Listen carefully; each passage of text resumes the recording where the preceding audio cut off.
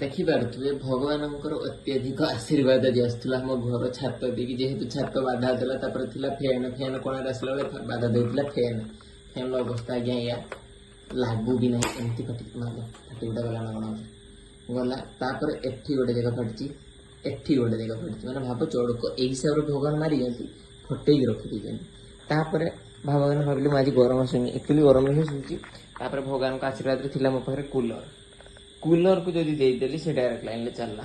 ଇନଭର୍ଟରରେ ଦେଲାକୁ ୟାକୁ ଯଦି ଦେଇଛିନି କାଲି ସକାଳୁ ମୋର ଶନିପାତ। ମାନେ ଏ ଦିଟାରୁ ଯଦି ମୁଁ ଗୋଟେରେ ବି ଶୋଇଛି, ବିଶ୍ୱାସ କର କାଲି ସକାଳ ବେଳକୁ ଜ୍ୱର ମାନେ ଜ୍ୱର।